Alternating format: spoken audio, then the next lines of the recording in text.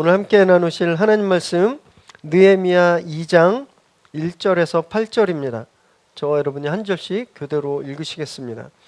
아닥사스다 왕 제20년 니산월에 왕 앞에 포도주가 있기로 내가 그 포도주를 왕에게 드렸는데 이전에는 내가 왕 앞에서 수심이 없었더니 왕이 내게 이르시되 내가 병이 없거늘 어찌하여 얼굴에 수심이 있느냐 이는 필연 내 마음에 근심이 있음이로다 하더라.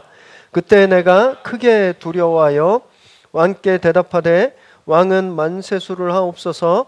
내 조상들의 묘실이 있는 성읍이 이제까지 황폐하고 성문이 불탔사오니 내가 어찌 얼굴에 수심이 없사오리까 하니 왕이 내게 이르시되 그러면 내가 무엇을 원하느냐 하시기로 내가 곧 하늘의 하나님께 묵도하고 왕에게 아뢰되 왕이 만일 좋게 여기시고 종이 왕의 목전에서 은혜를 얻었사오면 나를 유다 땅 나의 조상들의 묘실이 있는 성읍에 보내어 그 성을 건축하게 하옵소서 하였는데 그때에 왕후도 왕 곁에 앉아 있었더라. 왕이 내게 이르시되 내가 몇 날에 다녀올 길이며 어느 때에 돌아오겠느냐 하고 왕이 나를 보내기를 좋게 여기시기로 내가 기한을 정하고 내가 또 왕에게 아뢰되 왕이 만일 좋게 여기시거든 강서쪽 총독들에게 내리시는 조서를 내게 주사 그들에게 나를 용납하여 유다야에 들어가기까지 통과하게 하시고 또 왕의 삼림 감독 아삽에게 조서를 내리사 그가 성전에 속한 영문의 문과 성곽과 내가 들어갈 집을 위하여 들보로 쓸 제목을 내게 주게 하옵소서 하며 내 하나님의 선한 손이 나를 도우심으로 왕이 허락하고 아멘. 오늘 저희들에게 주시는 하나님의 말씀입니다. 제가 웬만해서는 좀 깜짝깜짝 놀라는 그런 성품이 아닙니다. 뭐 느긋하기도 하고 그냥 긍정적이고 또 많은 일을 경험해서 웬만해서는 잘 안 놀라는데 가끔 깜짝 놀랄 때가 있어요. 밤늦게 우리 성도님들한테 전화가 오면 깜짝 놀랍니다. 혹시 사고가 나셨나? 혹시 무슨 일이 있으신가? 요즘은 아니지만 옛날에는요. 그러면 이 교회 떠나신다고 전화하셨나? 막 이렇게 막 심장이 두근두근 거려요. 전화 받기 전에 그런 경험이 있지 않으세요? 이제 뭐 저녁 다 드시고 다 정리하고 잠자리에 이제 드시려고 하는데 갑자기 전화가 딱 울릴 때 그래서 받았더니 엄마 나 아파요. 무슨 사고 났어요. 회사에 이런 일이 있어요. 막 이런 소식이 들리면 패닉이 오시죠. 그 짧은 통화 하나가 일상했던 우리 평온했던 우리 일상을 막 순식간에 뒤집어 엎죠. 오늘 우리가 만나볼 느헤미야가 바로 그런 상황에 있었습니다. 그는 당시 세계 최강국인 페르시아 제국 황제 왕의 술 맡은 관원장이었어요. 아이고 뭐 술시중 드는 사람이 뭐 상궁이야? 뭐 별것 아니래 이렇게 생각하겠지만 왕의 최측근입니다. 가장 믿는 사람에게 음식과 술을 맡겼어요. 하도 왕들이 독사를 당해가지고 웬만큼 신뢰하지 않으면 맡기지 않는 그런 자리였어요. 지금으로 치면 어떤 자리인가? 비서실장 또는 경호실장. 왕의 가장 신임받는 최측근이었습니다. 얼마나 윤택했을까요? 왕과 가장 가까운 곳에 방이 있었을 거고 거의 왕이 누릴 만한 그런 풍족한 삶을 누렸을 겁니다. 남부럽지 않은 그런 삶을 이른바 성공한 이민 2세의 아주 그 모범 표본이라고 할 수 있는 거죠. 그렇게 평안하게 별일 없이 지내고 있던 어느 날 예루살렘을 다녀온 동생 하나니의 말 한마디가 그의 인생을 다 송두리째 다 흔들어 놓게 되죠. 느헤미야 1장 3절 말씀을 우리가 읽겠습니다. 시작. 그들이 내게 이르되 사로잡힘을 면하고 남아있는 자들이 그 지방 거기에서 큰 환난을 당하고 능욕을 받으며 예루살렘 성은 허물어지고 성문들은 불탔다 하는지라. 동생한테 고향 소식이 궁금해서 우리 고향 어때? 어르신들은 괜찮아? 이렇게 물었더니 형님 말도 마세요. 성벽이 다 무너졌어요. 다 불탔고요. 거기에 있는 사람들이 지금 다 굶어 죽어가고 말로 할 수 없는 그런 고생을 경험하고 있습니다. 이 소식이 그를 무너지게 했던 거죠. 너무나 평안했는데 예고 없이 찾아온 소식이 그를 무너지게 만든 거예요. 우리도 그럴 때가 있죠. 평안했는데 갑자기 재정이 딱 막히거나 열심히 별일 없이 일궈왔던 사업에 큰 위기가 닥치거나 나는 진짜 튼튼할 거라고 믿었는데 갑자기 건강에 이상이 오거나 이 사람은 나를 절대 배신하지 않을 거야. 이 사람은 끝까지 내 편 들 거야 라고 생각했는데 배신을 당하면 무너져 내리죠. 오늘부터 3주간 우리가 이 느헤미야서를 통해서요. 그렇게 우리를 무너뜨리는 소식 앞에서 우리는 어떻게 해야 하는지 또 무엇을 할 수 있는지를 함께 살펴보려고 합니다. 오늘 이 말씀을 나누실 때요. 여기 무너진 마음을 안고 나오신 분이 계십니다. 너무 평안해 보이지만 마음이 좀 무너져 내린 분이 계실 거예요. 그럼 우리가 위로를 받고 또 다시 일어설 힘을 얻는 그런 시간 되시기 바랍니다. 느헤미야 1장 4절 말씀을 우리가 읽겠습니다. 시작. 내가 이 말을 듣고 앉아서 울고 수일 동안 슬퍼하며 하늘의 하나님 앞에 금식하며 기도하여 하나니가 전해준 그 충격적인 소식을 들었을 때 느헤미야가 어떤 반응을 보였는지 보세요. 화를 내지 않았어요. 이게 무슨 말이야? 그게 무슨 소리야? 거기 있는 사람들이 무능해서 그래. 사람들 어떻게 그렇게 성벽을 무너진 채로 그렇게 냅둬? 서로 도와야지. 화내거나 비난하지 않았습니다. 그러니까 무엇 했어요? 주저앉았어요. 그리고 여러 날 울었습니다. 너무 위로가 되지 않으세요? 이 구절이? 나만 우는 줄 알았잖아요. 나만 힘들면 다른 사람 다 괜찮은데 나만 우는 줄 알았어요. 그런데 보니까 성경에 나오는 위대한 지도자도 믿음이 좋다는 사람도 삶이 무너지는 소식이 들리면요. 그 앞에 우는 거예요. 우리 혼자만 우는 게 아니라는 겁니다. 다른 사람들 앞에서는 교회에 와서는 내 집사니까 또는 내가 아빠니까 엄마니까 이런 타이틀 때문에 그냥 웃는 모습으로 웃는 얼굴로 있지만 그러나 혼자 있는 자리에서는 정말 눈물로 우는 분들이 있는 거예요. 하나님 내 마음이 무너져 내렸습니다. 내 속에 다 타버린 그런 성문 같습니다. 이렇게 눈물을 삼키는 자신을 보게 되는 거죠. 특히 우리나라 정서는 우는 것을 조금 부끄러워합니다. 예의가 아니라고 생각하고 그러나 우는 것을 부끄러워하지 마시기 바래요. 특히 하나님 앞에서 우는 건 절대 부끄러운 일이 아닙니다. 하나님이 지금 울고 있는 느헤미야한테 야, 너 사내 대장부가 왜 울어? 이렇게 혼내거나 뚝 그쳐! 이렇게 윽박지르지 않으셨습니다. 하나님은요. 그 눈물을 손으로 다 받아주세요. 그리고 그 눈물을 기적의 재료로 삼으십니다. 우리가 혼자 흘리는 눈물 하나님께서 기적의 재료로 삼으실 것을 꼭 믿으시기 바랍니다.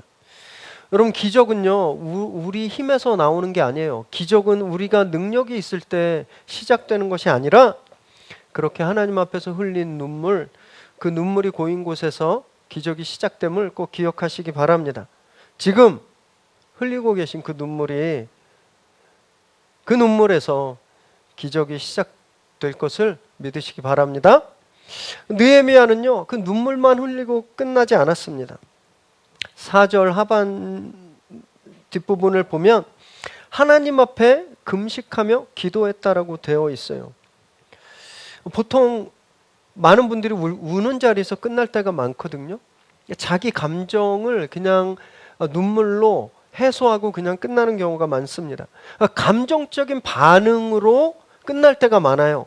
화를 확 낸다든지 시원하게 통곡한다든지 아니면 남 탓하고 또는 뭐 술로 도피하기도 하는 거죠. 이런 건 반응입니다. 반응. 즉각적인 반응. 그런데 믿음의 사람들은요, 사려 깊은 대응을 해야 되는 거예요. 리액션이 아니라 리스판스를 해야 되는 겁니다.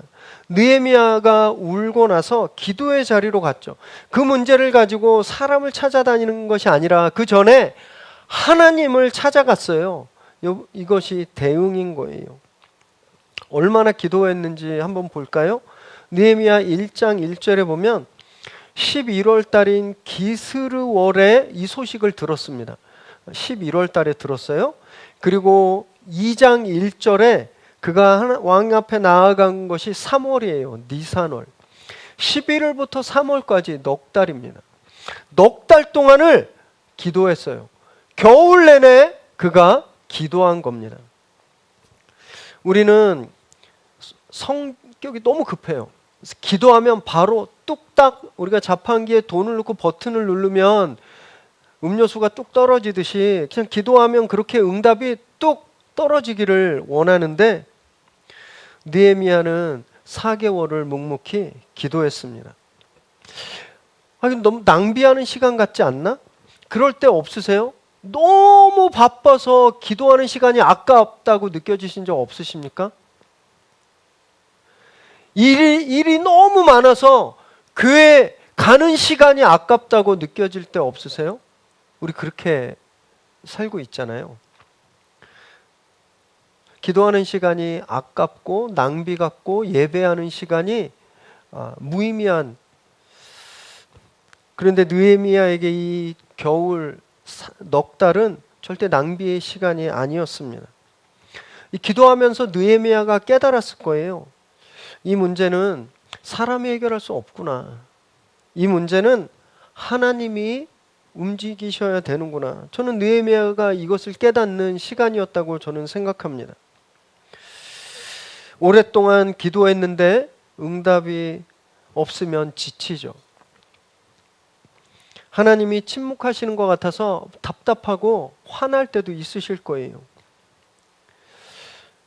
마치 지금 이 겨울에 길가에 있는 나무들을 보는 것 같죠. 죽어 있는 것 같잖아요.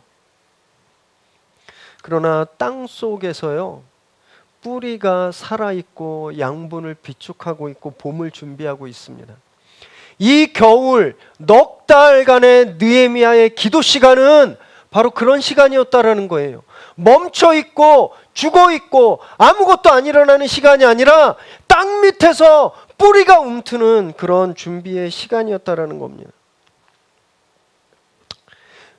광고했듯이 이번 주 화요일부터 토요일까지 딱 5일, 50일도 아니에요.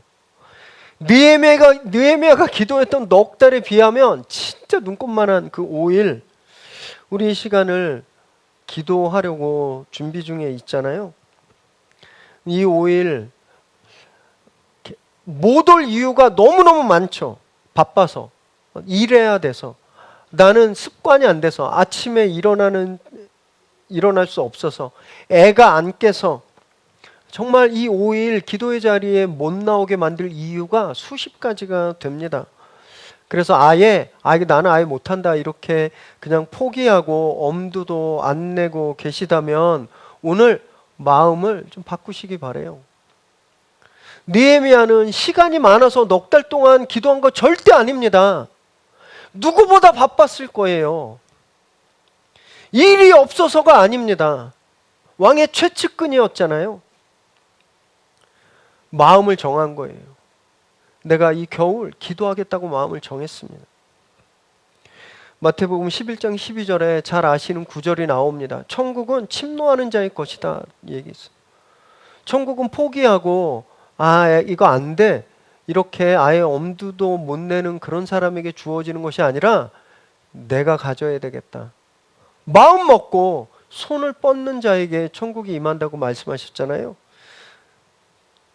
기도도 마찬가지입니다. 기도해야 되겠다고 마음 먹고 손을 뻗을 때 기적이 우리에게 주어지는 것이죠. 여러분 단 5일입니다.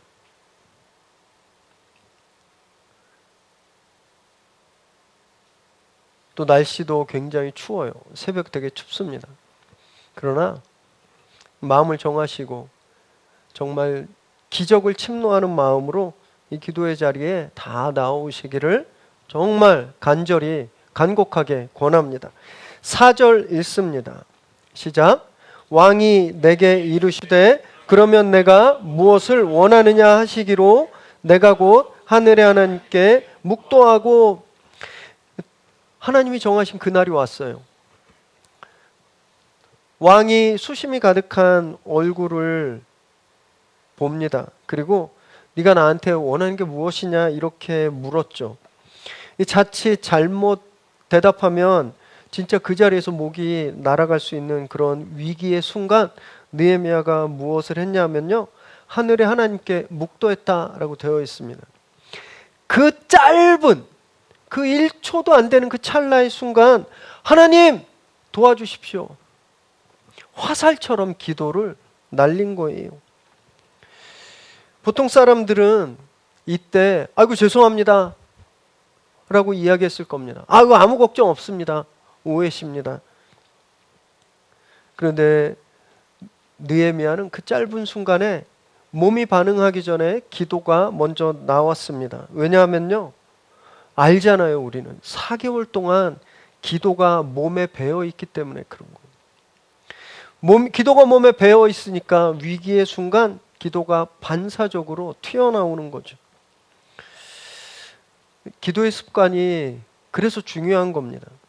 평소에 기도가 몸에 안 배어 있으면 위기의 순간에 절대 기도할 수 없습니다. 우리 교회도 매일 새벽 기도회가 있죠. 수요일마다 중보기도 모임이 있고요. 또 매일 밤 10시에 선생님들이 자기 자리에서 우리 뉴젠 아이들을 위해서 매일 밤 10시에 기도합니다. 저는 이런 기도 모임들에 더 많은 분들이 좀 동참하시면 너무 좋을 것 같아요. 올해는요, 진짜 우리가 기도가 습관이 되기를 바랍니다. 그래서 위기 때 비명 지르고 도망가는 거 아니고 위기 때 숨지 말고 위기 때 감정적으로 반응하는 것이 아니라 위기 때마다 우리에게서 화살처럼 기도가 튀어나오는 그런 기도의 사람들 되시기를 바랍니다. 5절 읽습니다. 시작. 왕에게 아뢰되 왕이 만일 좋게 여기시고 종이 왕의 목전에서 은혜를 얻었사오면 나를 유다 땅 나의 조상들의 묘실에 있는 성읍에 보내어 그 성을 건축하게 하옵소서 하였는데, 그렇게 그 찰나의 순간 하나님께 기도하고 왕에게 진짜 발칙한 담대한 요청을 하는 거예요. 저를 고향 땅에 보내주십시오. 성벽을 재건하게 해주세요. 거기에 필요한 나무들, 건축물들을 제공해 주십시오. 이 강심장도 이런 강심장이 없습니다. 이 본문의 정황상 왕이 느헤미야에게 호의를 베풀기 위해서 너 얼굴빛이 왜 그래 이런 게 전혀 아닙니다. 불쾌했기 때문에 그래요. 왕 최측근은 항상 웃는 모습으로 왕에게 시중을 들고 왕의 기분을 상하게 하면 안 되는데, 그래야 될 사람이 얼굴이 헬쓱하고 걱정이 많으니 왕이 이게 마음에 들지 않은 겁니다. 법도를 어긴 거예요. 그래서 추궁하는 거였습니다. 그러면요, 빌어야 되잖아요. 제가 황공하옵니다. 폐하 마마 통촉하여 주옵소서. 그래도 살까 말까 한데 성벽 재건할 자재들도 지원해 주시고 나에게 위임장도 써주십시오. 사람이 완전히 달라졌습니다. 기도는요, 기적을 일으키기 전에 기도하는 사람을 먼저 바꿔놓습니다. 우리 안에 있는 두려움, 의심, 걱정이 사라지고 용기와 담대함을 우리에게 줘요. 그래서 기도하는 사람들 보면요, 되게 무모합니다. 그리고 대담하고 겁이 없어요. 다음 주에 우리 이용규 선교사님 오시잖아요. 그러면 십몇 년을 제가 알아왔는데 볼 때마다 이분은 왜 이렇게 겁이 없지? 이분은 왜 이렇게 무모하지? 이럴 때가 한두 번이 아니에요. 간증하실지 모르겠지만 저희 교회 여러 번 와서 말씀하셨듯이 자카르타 국제대학 만들 때 진짜 땡전 한 푼 없으셨습니다. 저 거기 땅 가봤어요. 질척거리는 그냥 허허 벌판이었는데 여기에 대학을 세우고 기숙사를 세우고, 그 제가 네네 그럼 속으로 너무 무모한 거 아닌가? 그 일이 이루어지더라고요. 기도하는 사람은 다릅니다. 성경에 보면요, 스데반 집사님도 그랬어요. 돌에 맞아 순교하면서 그걸 받아들였습니다.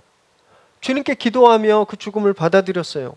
예수님도 십자가에서 당신을 핍박하는 사람들을 위해서 기도하셨잖아요. 기도하는 사람 앞에서는 죽음도 더 이상 위협이 되지 못하는 겁니다. 그러고 보면 상황이 우리를 무섭게 하는 게 아니더라고요. 여러분, 지금 꽉 막혀 있는 이 현실이 나를 두렵게 하는 게 아니에요. 진짜 두려운 이유는 내가 기도 안 해서입니다. 내가 기도하지 않으니까 눈에 보이는 것마다 두려워지는 거예요. 여러분, 올해도 상황은 녹록치 않을 거예요. 현실은 절대 편하지 않을 겁니다. 예측하지 못한 어려움들이 우리에게 쏟아져 들어올 거예요.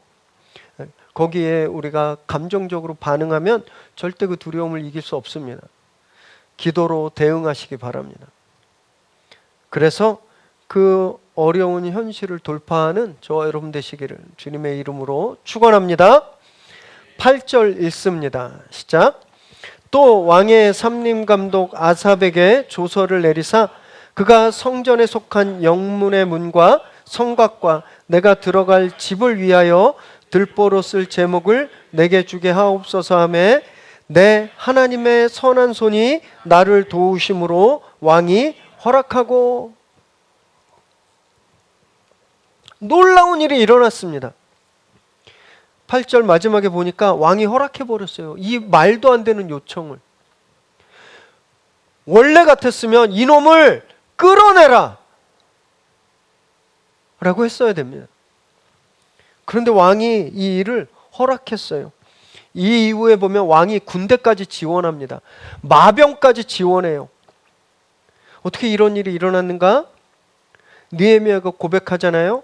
하나님의 선한 손이 나를 도우셨다. 그리고 이 도우심이 어디서 왔는지 우리는 알죠. 기도했기 때문에. 그가 그 추운 겨울 넉 달 동안 기도했고 또 왕 앞에서 그 찰나의 순간 기도했기 때문에 하나님의 손길이 그에게 임한 겁니다. 그가 말을 잘해서 그런 게 아니에요. 아니면 작전을 잘 짜서도 아닙니다. 우리가 늘 해왔던 거잖아요. 우리 뭔가 준비를 잘하면 일이 잘 해결될 거라고 생각하죠. 그래서 시간을 쏟아붓고 온 힘을 다 쏟아부어요. 그래서 해결되셨나요? 하나님의 손이 함께하지 않으면 우리가 쏟아부은 노력, 내 힘 다 무의미하게 될 뿐입니다. 여러분, 그래서 기도는요, 그 강하신 하나님의 손을 이 현실로 내려받는 파이프입니다. 댐에 물이 한가득 있어도 파이프로 연결하지 않으면 단 한 방울의 물도 사용할 수 없는 것처럼 하나님의 능력이 무한하시고 강력하셔도 거기에 기도의 파이프가 연결되지 않으면 단 하나도 사용할 수 없게 되는 것과 똑같은 이치인 거예요. 여러분, 내가 얼마나 실패를 많이 했는지 상관없습니다. 내가 얼마나 부족한지, 내가 얼마나 능력이 없는지 상관없어요. 그냥 우리가 기도로 하나님께 연결되는 순간 그 강하신 하나님의 손이 우리에게 임하시는 거예요. 이거 믿어야 되는 겁니다. 우리가 무릎 꿇고 기도의 손을 내밀 때 하나님의 그 강하신 손이 그 손 위에 포개지는 겁니다. 그러면요, 게임 끝입니다. 그냥 게임 오버예요. 하나님의 손을 막을 것은 이 세상에 없기 때문에 그래요. 그리고 그 하나님의 강한 손이 열지 못한 문은 이 세상에 없습니다. 우리 기도할 때 하나님의 손이 우리에게 임하심을 믿으시기 바랍니다. 그래서 제가 너무너무 간절히 말씀드리는 거예요. 이번 특별 새벽 부흥에 오십시오. 하나님의 손길이 그 기도의 손길을 덮으실 것을 믿으시기 바랍니다. 새해를 맞이했지만 여전히 우리 삶에는요, 여기저기 무너져 내린 곳이 있죠. 예배가 무너지거나 또 관계가 깨졌거나 내 계획, 내 바람들이 다 불타버린 것 같은 그런 부분이 있으시잖아요. 오늘 느헤미야서를 통해서 주시는 하나님의 말씀을 꼭 기억하시기 바랍니다. 하나님은요, 이 성벽이 무너졌다는 소식을 듣고 눈물 흘린 느헤미야 그 한 사람, 그 자리에서 기도한 그 한 사람, 그런 사람을 찾으십니다. 저와 여러분이 바로 그런 사람 되시길 바랍니다. 설교를 준비하면서 제가 막 전기가 좀 통하는 것 같은 그런 경험을 했습니다. 우리 리더십들이 또 스태프들이 작년 8월부터 리브랜딩 프로젝트를 모여서 고민하고 회의하고 막 그랬어요. 그러면서 우리 이제 주일 예배 본문을 가스펠 프로젝트에 맞추자 이렇게 회의했습니다. 다시 말하면 제가 설교 본문을 정하는 게 아니에요. 이미 나와 있는 커리큘럼에 따라서 제가 설교를 준비하는 겁니다. 그리고 또 10월, 11월부터는요, 새해에는 40일 특세 말고 뭔가 좀 리브랜딩된 새벽 기도를 하면 좋겠다로 회의했어요. 그래서 저희가 5일간 온가족 특별 새벽 부흥회를 우리가 한번 야심차게 해보자. 우리 애들도 새벽 기도 나오고, 그래서 아이들 방학하는 스케줄을 보고 날짜를 딱 정했습니다. 그런데 오늘 설교 본문이 기도예요. 저는 이럴 때 전기가 통합니다. 아, 이거 하나님이 하시는 거구나. 거기에 다음 주에 하나님이 딱 맞춰서 이용규 선교사님까지 보내주시잖아요. 이거 누가 할 수 있겠습니까? 그래서 너무너무 기대가 됩니다. 막 진짜 계속 가슴이 두근두근 거려요.